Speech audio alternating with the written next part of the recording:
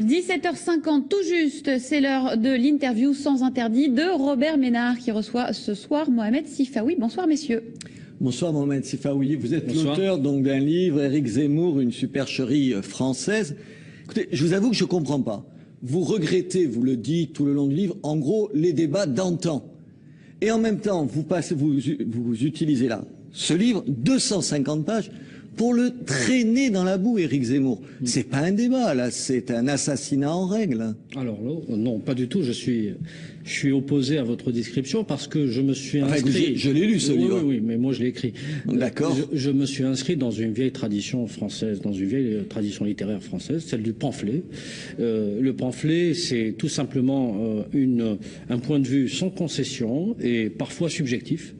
Il ne l'est pas toujours. Il ne l'est pas toujours parce que vous avez remarqué que je me suis inscrit dans le débat idéologique uniquement, jamais sur la personne, jamais sur la personne. J'ai compris, mais le traité de sexiste, d'homophobe et de raciste, attendez, c'est plus un débat. Je veux dire, pourquoi vous allez débattre avec quelqu'un dont vous pensez qu'il est sexiste, homophobe et raciste? Peut-être que vous avez lu mon livre, mais vous n'avez pas lu les livres d'Éric Zemmour, ça c'est certain. Parce que quand on dit, par exemple, et je peux vous donner des exemples. Allez-y. Quand on dit, concernant le couple Carambeu, c'est une rue sucée de La Belle et la Bête, et quand on connaît... Ah, c'est dégueulasse. Mais attendez, mais moi c'est raciste. C'est une déclaration à connotation raciste. Je défends pas Éric Zemmour. Je ne comprends pas. Vous dites, on veut des débats sérieux. C'est pas un débat sérieux. C'est pas un débat sérieux. C'est répondre à ce genre d'assertions stupides et inacceptables par d'autres assertions, on pourrait les reprendre, qui sont aussi inacceptables. C'est votre point de vue. Très bien, j'en prends acte. Simplement, moi, j'ai voulu pointer du doigt une grande supercherie, celle où l'on voit un exemple très précis, l'élément de stigmatisation, le propos homophobe, le propos à connotation raciste devenir un élément du spectacle et du divertissement sur la chaîne publique.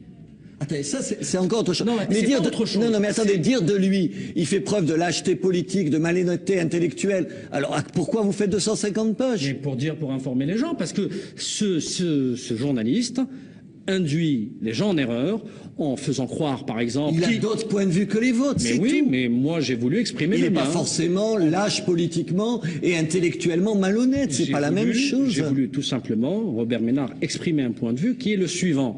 On ne peut pas continuer d'accepter, d'abord, cette supercherie qui tend à dire qu'Éric Zemmour dit tout haut ce que tout le monde pense tout bas, alors qu'il dit tout simplement tout haut ce que les racistes disent tout haut.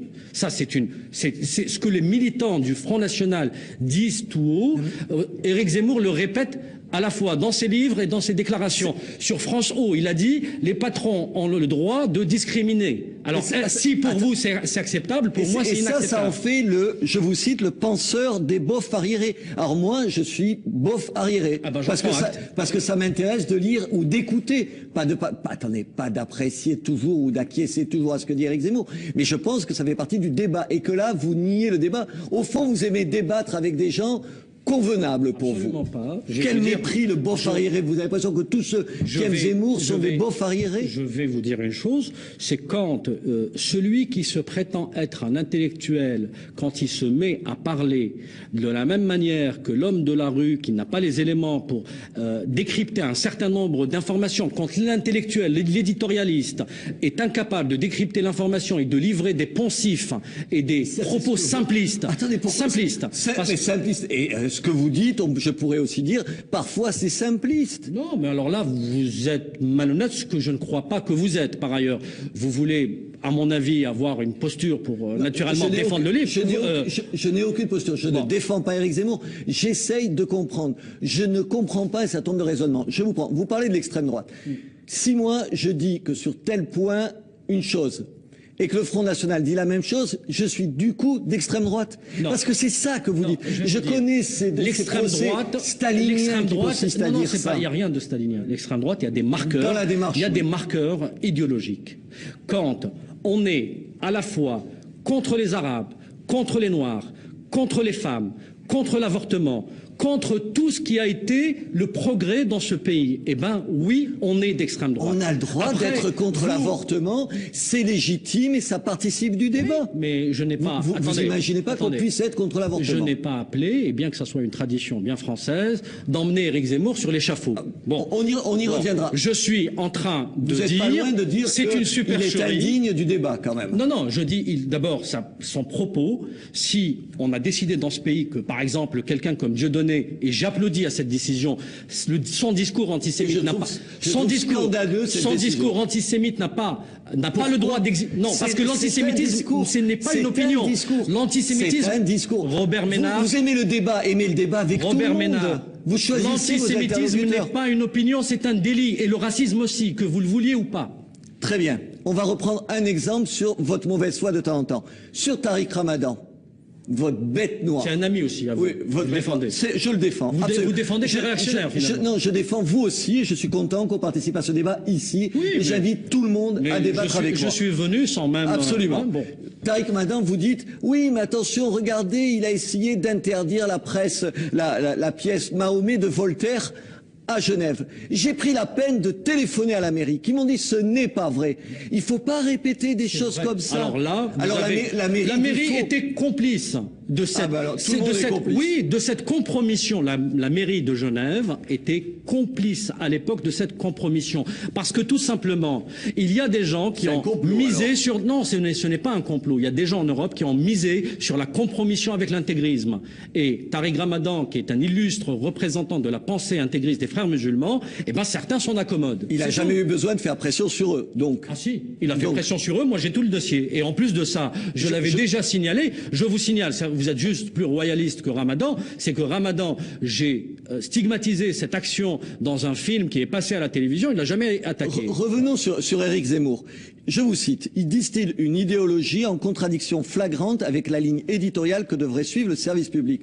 Ça veut dire quoi? Ça veut dire qu'il n'a pas le droit de s'exprimer sur le service public? Non. Il faut le virer du service public? C'est pas ce que je dis. C'est ce que ça veut dire. Le service public n'a pas vocation à laisser quelqu'un dire sur France O que les patrons ont le droit de discriminer. Ça veut dire qu'il faut laisser Parce que la discrimination, c'est illégal. Il faut laisser parler qui sur le service public? Il faut laisser parler... vos amis? Non, que pas vos du tout. copains? Les gens qui respectent les lois de ce pays. La discrimination est punie. L'apologie du racisme est interdite. Il n'a jamais été condamné. Poursuivez-le. Il est poursuivi pour l'instant. Pour l'instant, il n'a jamais été condamné. Par des associations antiracistes le poursuivent. Quand vous dites il faut... C'est pas tous les jours que les associations antiracistes poursuivent des journalistes. Je le sais. Dieu merci.